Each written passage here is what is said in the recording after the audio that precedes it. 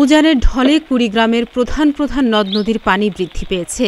দুধকুমার, ধরলা, তিস্তা, ব্রহ্মপুত্রের পানি সবগুলি পয়েন্টে বিপদসীমা অতিক্রম করায় এই নদীর অববাহিকায় অবস্থিত চরগুলির মানুষেরা দুর্ভোগে দিনানিপাত করছে। পানিবন্দী হয়ে পড়েছে শতাধিক চরের প্রায় লক্ষাধিক মানুষ। আমাদের এখানে আজ 5-6 দিন ধরে পানি, আমরা খুবই বিপদ সংকেতে আছি। মানে সবার বাড়িতেই পানি, গরু ছাগল নিয়ে খুব বিপদ, মানুষে হাঁস মুরগি নিয়ে খাওয়া দাওয়ার কোনো মনে করেন যে সবার বাড়িতে পানি পাক শাক করে কোনে খায় করে কোন জায়গায়।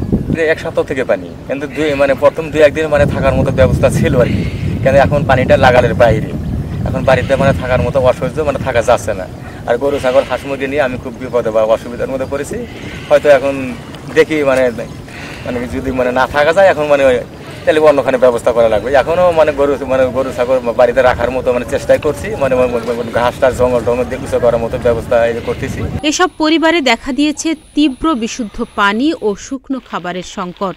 নেই রান্না করার মতো তেমন কোনো ব্যবস্থা। কিছু বাড়িতে দেখা যায় বুক সমান পানিতে দাঁড়িয়ে কোনো রকমে রান্নার চেষ্টা করছে বাড়ির মহিলারা।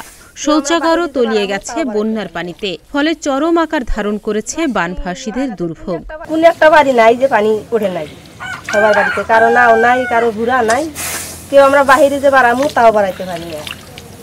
এই মনে করেন যে একটু উঁচা টুসা করে তার মধ্যে আর কি চইহা টুহা তুললে একটু রান্না বাড়ি করতেছি খালি খাওয়ার জন্য।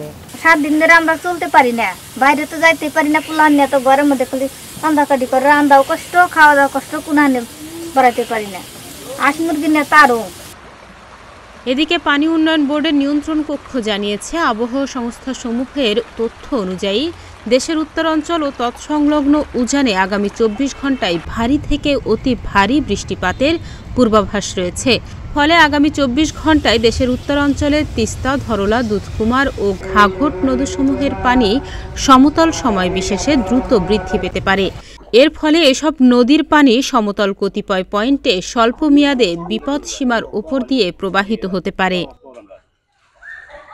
তবে এমন মানবেতর পরিস্থিতিতে স্থানীয় প্রশাসন খাদ্য সহায়তা বিতরণে জোর দিয়েছে। সদর উলিপুর, চর রাজীবপুর, চিলমারী, নাগেশ্বরী ও ফুলবাড়ী উপজেলায় দুর্গত পরিবারের মধ্যে খাদ্য সহায়তা বিতরণ চলমান রেখেছে স্থানীয় প্রশাসন। এ ব্যাপারে কুড়িগ্রাম জেলা প্রশাসক মোহাম্মদ সাইদুল জানান, সরকারিভাবে খাদ্য সহায়তা বিতরণ জোরদার করা হয়েছে। জেলায় মোট 404টি আশ্রয়কেন্দ্র এবং দুর্গতদের উদ্ধারে প্রয়োজনীয় সংখ্যক নৌযান প্রস্তুত রাখা হয়েছে। ডেস্ক রিপোর্ট, প্রতিদিনের বাংলাদেশ।